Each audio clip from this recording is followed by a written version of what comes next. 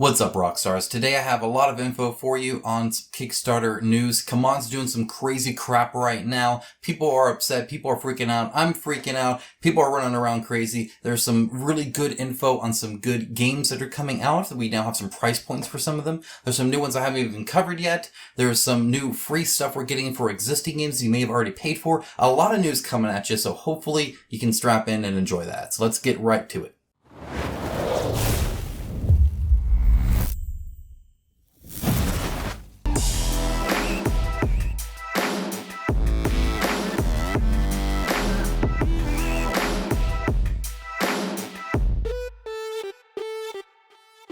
Now, as always, I'd like to start out with a heartfelt thank you to my patrons and YouTube members. But in this episode in particular, if you haven't noticed, the camera work is a little bit different now. Now, I'm going to start working out the kinks, but I do have a new camera, some new recording equipment, some new audio. It's going to take me some time to really dial it in and get it as perfect as I want it, but it should still look a lot better. So I hope you appreciate that. If you do, that is in large part thanks to all of you guys, just as a community as a whole, but especially my patrons for running that wonderful GoFundMe, and of course for you guys for actually deciding to donate and start running this channel by the community, for the community, so that I don't have to rely on any of these game developers for money. Instead, I make videos for you guys and you guys only. So if you appreciate that level of honesty, as always, there are links down below. But with that all out of the way, let's just dive right in, because there's a lot.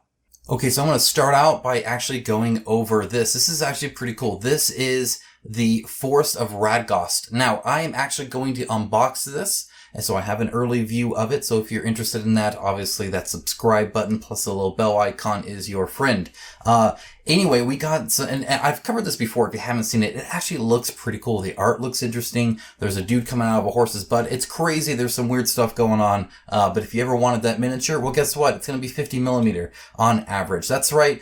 So here they say that they're not as satisfied with the industry standard 25 millimeter. I would say that's not industry standard, at least for board games on Kickstarter. 32 and moving on to 35 is the industry standard for pretty much most miniature board games on Kickstarter. If they're maybe looking towards D&D and something like that, even then I think often it's 28, not 25. 25 is pretty actually small. That's old news. Over time it's gotten larger and larger, and it continues to get a larger. I think there's probably a sweet spot, and I think it might not be 50. I think it's probably 45. There comes a point where they're just too big, obviously, for like storage and implementation and all that kind of stuff, but big enough to where you can still appreciate them unpainted and painted. But 50, I'm not going to argue with either. So, they're going to be larger miniatures. My opinion, if they're going that large for some detail, it's probably going to be PVC only. I don't know if they'll do a PVC ABS blend. You can actually blend those plastics together. Maybe they'll do something like that. No yet. They're going to be having two 120 millimeter. I'll show you those later. Those are going to be special just for that, and they'll be in the Divine Pledge, which we'll go over. Okay, so looking at this, they have a standee version called the Acorn Pledge. It sounds very unassuming. That's for like $64. That with all the stretch goals and just no minis, I think is actually pretty darn good. $65 plus shipping for a big game like this on Kickstarter. You're getting into like card game territory there. So that plus all the standees, I think sounds great. But let's say you want some minis. Guess what? You can get 29 of them plus all the stretch goals for $100. Again, that is under the new standard of 120. It used to be around 100. Now it's about 120 is the average. So $100. Again, not bad. After that, we have the Divine Pledge. That was the one that comes with these two miniatures that are really big, around 120 millimeter. And as you can see, they're definitely unique. I forget what this symbol is. I know I know it's a thing. I just don't recall what it actually signifies. I know it's kind of like the Buddha one. That's like anyway. And it looks like you get a cup of dice for when you play Yahtzee. I don't know what that's all about. I guess to roll them like that. I don't know. I like the normal roll, as opposed to the cup. But either way, $130 for the complete game and all miniatures, plus the special stuff and the marble effect dice in there. Again, $130, that's 10 more than I think the average, and you get the extra dice, you get the cup, I guess, and then you get some really kind of nice big fancy miniatures too. That's not bad. Additionally, they even have a miniature only version for about $50 where you can get all the miniatures. So honestly, I think they have a good kind of range here that is looking pretty good. They are also wanting to get on the most anticipated game of 2021 on Board Game Geek. I'll be talking about that more later, but essentially everybody and their mother wants to get on that for obvious reasons. But anyway, now you know that, first of all, there's going to be an unboxing, which also means probably a review. And of course, also now you know the prices that are coming up for this. Okay, next up, I want to talk about CMON. And I think this is perfect. This is actually really funny. So, CMON made their own pledge manager. Now, I recall there was a certain YouTuber, I can't remember the guy's name, he's an average guy, talking about the possibility that this industry would follow literally every other industry that's done this, right? And so it happened with streamers, it happened with video games, digital distribution for video games, all these kind of things where once a single company does it and not an outside company that, you know, is like a conglomerate or a unique thing or something like that, once a company starts doing their own thing, then you just get more of it. So the reason we have Disney Plus and HBO Now and all this other stuff is because the companies themselves started doing their own little things. Now we have a ton of them, right? And not a central place. It used to be pretty much Netflix, right? And then it was Netflix and Hulu. And then it's, you know, it expands to where now we're subscribing to all this different stuff. Same with the video games where you had Steam and then suddenly EA was doing their own thing and then Activision's is doing theirs. Ubisoft is doing theirs, and you get that kind of splintering of everybody doing their own thing instead of some kind of common pool. So then you're worrying about different clients and different logins and different feature sets on different ones and different sales and all this kind of stuff. And now, of course, here we are with Awakened Realms doing GameFound, and now CMON has decided to do Pledge It, or pledge.it. I was going to show it off to you and kind of show a little bit of it, but here's a joy. Apparently it's down. I can't view it. Now this is actually, they're pulling everything that they used to have and the other one. I can't remember, the name's escaping me right now, but they had a certain other one, a third party one that they used all the time. That's being pulled into here. And then from now on, it's just going to be Pledge It for any CMON game. And I don't know if they even plan on opening up to other people. Beats me. Heck if I know. Really unfortunate. I find I'm not exactly happy with what this might entail. Again, I've been worrying about this for a while now, that we're going to end up where all the big companies have their own, and then there's a few that we already had a selection that everybody used, so it's just more on that selection. Kind of unfortunate to see this. So, yeah, and as you can see, the service isn't exactly as good as normal ones, because apparently they have not figured out how to update and manage and maintain a website without taking it down. Yeah, so I'll show you when it comes back up, if it comes back up. Maybe they'll just never launch it again. I don't know. Hopefully you didn't need to, do anything in here, because it looks like you can't right now. Let me try a refresh. Maybe it'll come back. No. It pops up. See, it's like it's there and then it's gone. Do a cache refresh. I'm not gonna get it. Anyway, that's unfortunate. But they've been doing other stuff too, like charging for VAT. All right, let's talk about VAT.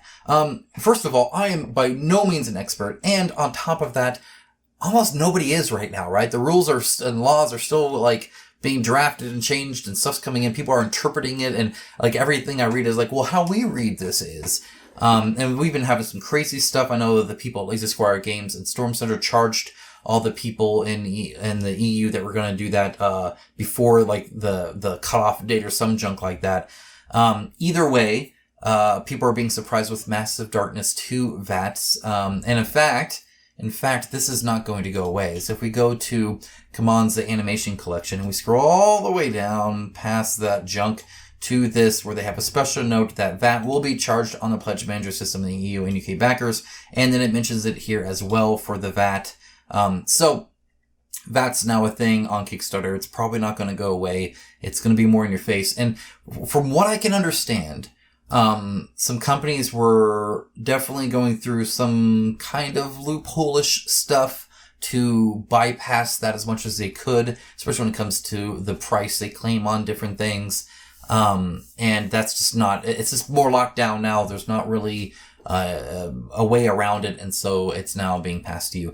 And honestly, the alternatives are that they build it into their profit margin to where they either still make money but it's less, or whether they charge everybody a little bit more, or whether everybody kind of subsidizes it with a $5 increase to their, I mean, there's a lot of ways the company can do it. And honestly, the whole, if you live at a place where that charges VAT, then VAT is what you live with, is kind of probably the way most are going to go, and probably the way to upset the least amount of people. That being said, from what I've seen, like this whole thing, like that is insanely big. That is huge. $100 VAT charge on a $500 total game, plus shipping and handling fees of another $33.97.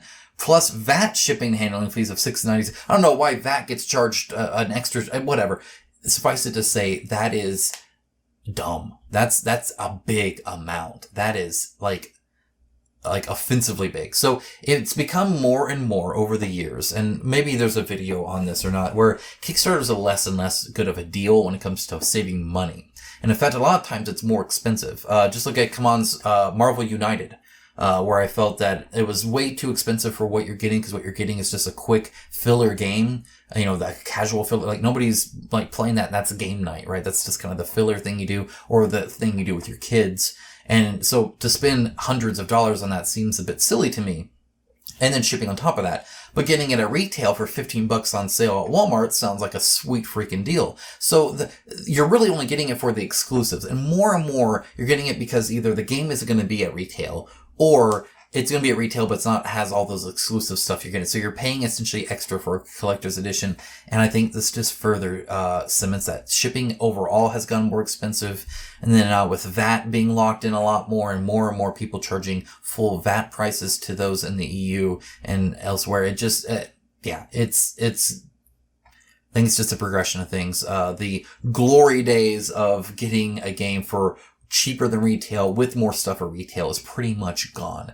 If you're getting more than you were at retail, then you're probably paying more for it too, especially once you include shipping. So and again, no expert, so I'm not going to go super into it. It's just, I mean, I don't know. At the end of the day, if a company is following the law, then that's that. Now, the weird part here is that for future stuff like this, that makes sense. But for a company, okay, so the Massive Darkness 2 was not advertised as charging VAT, right? That's come afterwards. And that's a messy business. Now, I don't know legally what they can and can't do, but in my opinion, I think companies are extremely short-sighted and stupid, and they tend to look at the current quarter instead of long-term. And so if you think about it, right, if you think about, like, should they have just paid VAT themselves? Honestly, it would have been cheaper, because what you're going to do is you're going to charge people VAT, and people are going to ask for a refund. Of those that do pay for it, out of every, let's say 10, one of them is going to never back another CMON game again because of this. And then out of every 5 of those, one of them is going to be that guy on the internet that follows your posts and follows your Kickstarter and tells everybody they know not to back it because it's stupid and hates the company. It's just not worth it. You know how much money it's going to cost long term for people that are saying, well, I'm just not going to back a CMON game again. All because they kind of swapped that up. Because it's one thing as a EU person to see this and say, I'm going to be charged VAT, I'm going to go into it. It's a whole nother thing to go into it not knowing that and then suddenly getting that $100 charge. That sucks. So I can understand that as well. My opinion, they should have paid for it, unless of course that's illegal, in which case I guess they can. Either way, they could have communicated it, right?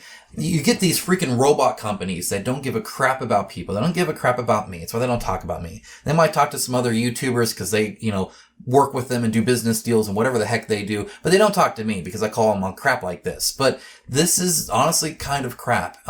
If nothing else, talk to your freaking customers. If you're going to have a surprise VAT charge, have an update and say, hey, this is going to be a thing. Here's why. Explain why.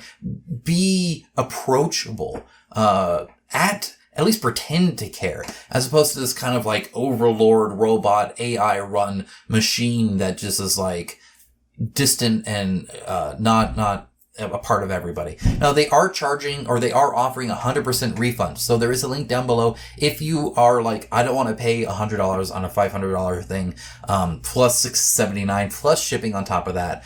If I don't want to pay $150 to ship it to me, I can understand that. They are offering 100% refunds. So they're going to lose the 5% KS took. But whatever. I'm sure they can handle it. There's a link down below for that. If you do want a refund, feel free to do that. You'll get your money back at least. Still not perfect because you were out of that money and you could have backed something else or put it in a savings account or done whatever the heck you want, burned it or put it under your mattress. I don't care. It's your money. And they just kind of took it for a little bit, but whatever. Okay, moving on from that. Let's talk about Eldfall Chronicles. Now, this is something that's coming to Kickstarter. As you can see, coming soon to Kickstarter. And we can... Oh, okay, apparently I'm not going to play the video. Well, I don't know what's up with that. Let me try refreshing that. That's weird. Play the video. There we go. Thanks, Facebook. So as you can see, very interesting designed. The only bummer here is that it's 25% or 25 millimeter. So I'm not going to show the whole thing here. We can look at some of the prints here. They look really cool. I just wish they were bigger. So it is kind of a bummer that they're a little bit smaller, but I mean, they look good. They definitely look good. So super interested in that. I don't know if it's going to be just STLs or if they're going to 28 millimeter, or if they're going to have, resins, or I'm not sure exactly what they're doing. We're going to have to take a look at it, but, definitely some good looking fantasy based miniatures there. If you ask me, like just the flow and sense of motion on some of these are pretty good. This is a very unique look at a bow person. It's always interesting to see, a person with a bow in a unique view because they often aren't. Normally they're just this all the time, right? So to have somebody casually almost walking forward like that, I think is kind of cool. And then you have this guy here who obviously is the normal thing, but then he's on like some terrain piece here. You got the Falcon Punch chick here. I mean, there's some cool stuff for sure. So I'll be checking that out. I'll let you guys know when that's up because I don't know otherwise. Let's look at what Monolith is doing here. They're going to be talking about Mythic Battles Ragnarok. That is coming in the second half of this quarter. So I'm assuming March-ish would be my assumption if I was to take a guess. So that's really cool. I'm excited to see that. They were also talking about their RPG stuff that they're going to be doing. So they're going to have, this is from the RPG. They're going to be having that Batman RPG plus Season 3. They also have a pirate-based RPG that they're making into English, so I'll be taking a look at that too and seeing what's available there, because I think that sounds interesting. And I don't know if they're going to be offering miniatures to go along with it, like Dragori Games is with their Tanares RPG, or what Monolith is doing with, obviously they have all the Batman stuff already, so I'll be interested to see that as well. Moving on, Enchanters. I haven't covered this in a while, but I've seen some of my patrons start to get it. I know it was going to be part of the GoFundMe, and that's already been received as well. So, this is already delivering, at least in the US. I know for sure people are getting their stuff. That's pretty cool. I believe I might be getting a copy of that sent to me to show off to you guys. Most people weren't aware that I actually like card games, and so now that I'm kind of making that more and more aware, I might be covering more about that. The storage looks freaking sweet, so there's that. I'll be interested to kind of critique that. Moving on, we have Embryo Machine, which sounds weird, but it looks like a Gundam skirmish game. You guys know I like mechs. You guys know I like anime. You guys know I like skirmish, so I like all of those things. This is by Linewing Publishing. They have not shown any game footage. It's all been art. But if we look at what they've done before, you can see that it is pretty much all card-based anime stuff. This was their last one. They did the Gun and Gun. I did show this one off, if you recall. Very stylized when it comes to the black and white plus color. And again, all these kind of card-based stuff here, right, that you're doing there. And if we look at some of their even past stuff here, again, same kind of thing where you have anime plus, cards. And I mean, It seems more like a board game here because you have different stats and whatnot. Definitely has some oomph to it. By the looks of it, I've not played it or really looked into it, but probably gonna, I guess, I don't know, because it says skirmish, and I've never played a skirmish card game before, so I don't know because here it says 2 to 6 player, fast-paced mecha combat across a modular grid-based battlefield. I guess that could be anything. I don't know. I'll let you guys know when it's up, I suppose.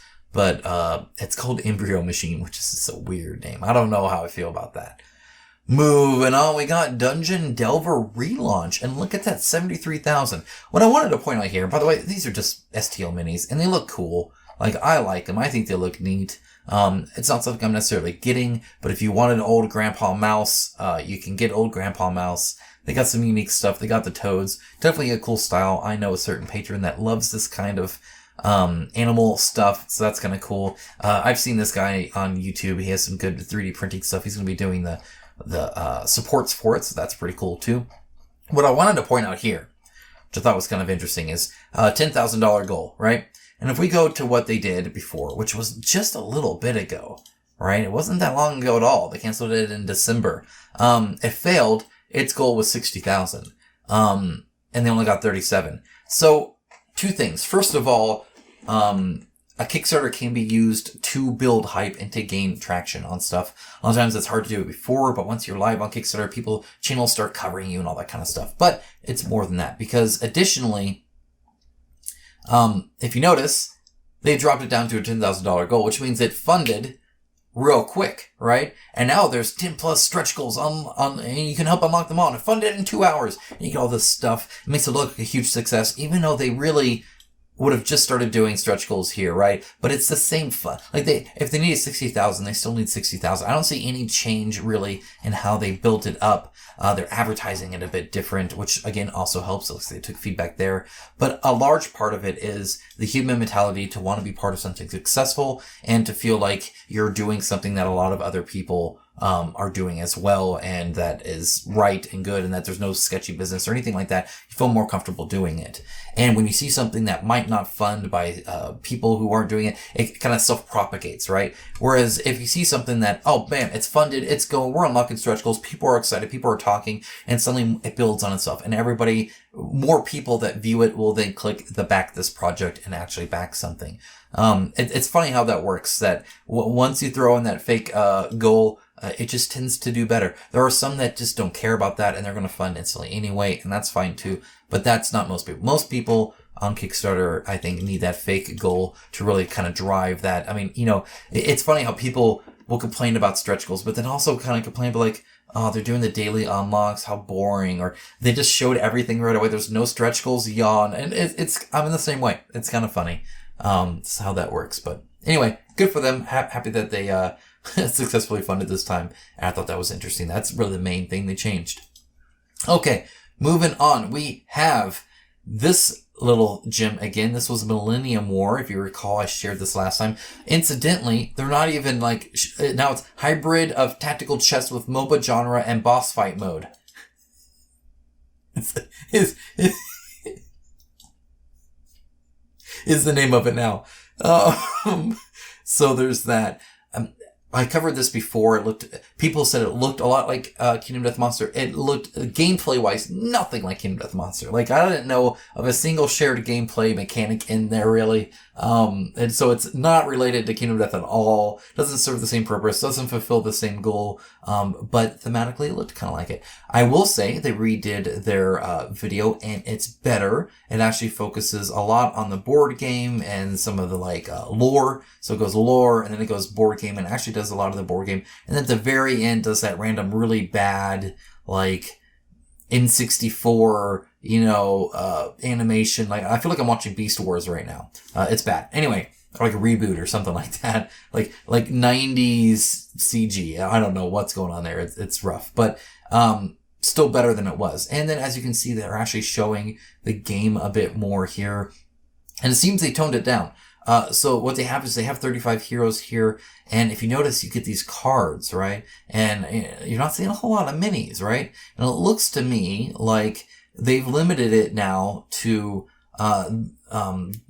just these, even these are unlocked. And so when it first comes here, the core game, notice here, you're essentially getting these, cute standee collection stuff in there. And I don't know if you get the minis or not. And then you get these core heroes, 1, 2, 3, 4, 5, 6, 7, 8 heroes, right? And then I don't know if you get these packs. I guess these packs come as well. Here's another 4. And then this needs to be unlocked, right? It already shows unlocked here. I guess all not search goals, then it shows locked, whatever. I don't know what's going on. And then so you don't get it's confusing. It's confusing. I don't know where these 32, do you get minis in this, or are they all standees? Is that what you get?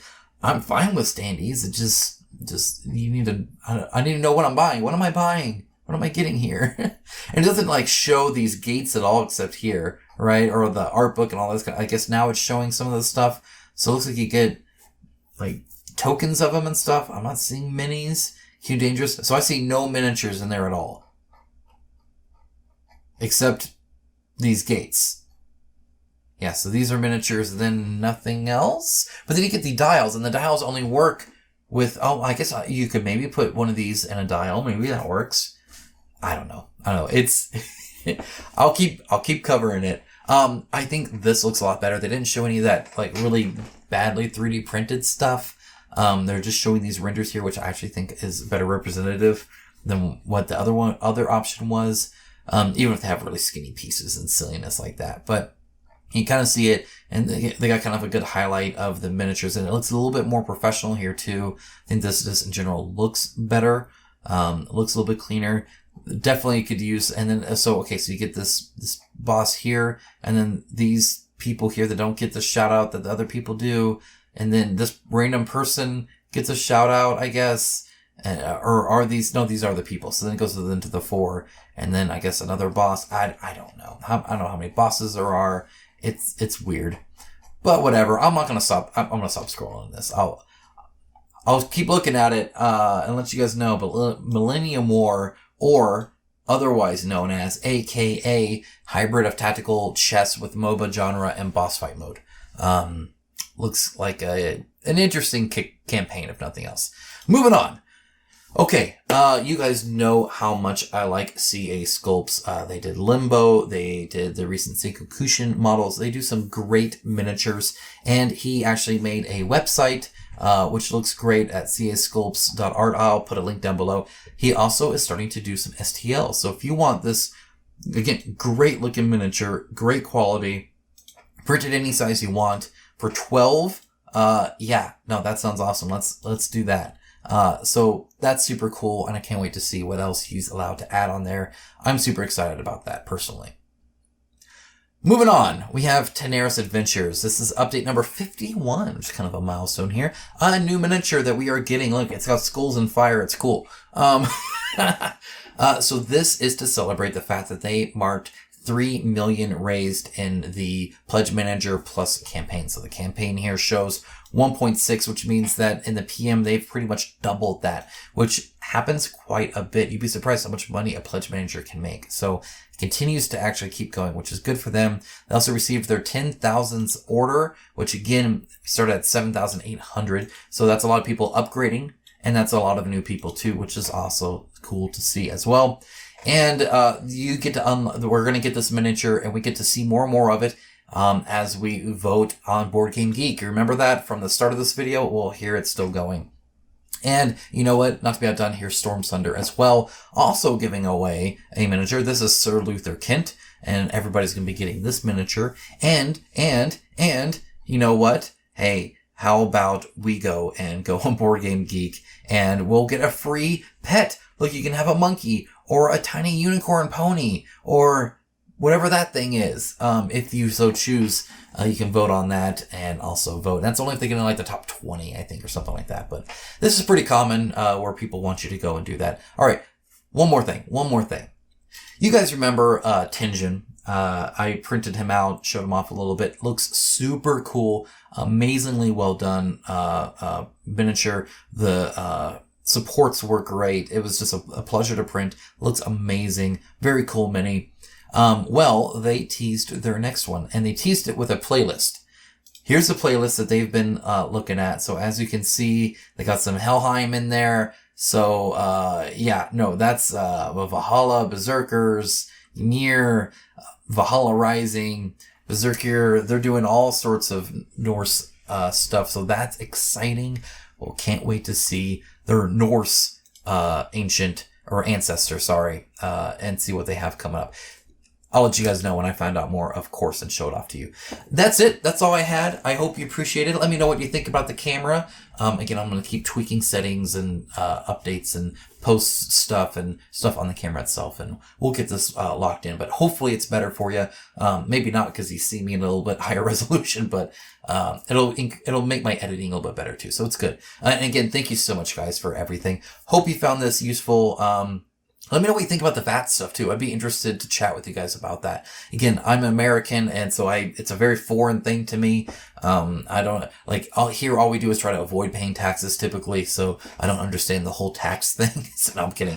But really, I would love to hear your thoughts on that, especially what they should have done or have to do. And with that, I guess I'll let you guys go. I will be having a top 10 actual Kickstarters I'm looking forward to, not games. I already did games. These are the top 10 Kickstarters I'm anticipating in 2021, what I'm looking forward to. That's coming up very soon here, as well as that unboxing of the Forest of Radgost, so be on the lookout for that as well. Alright guys, thanks so much. Take care. Talk to you soon. Bye.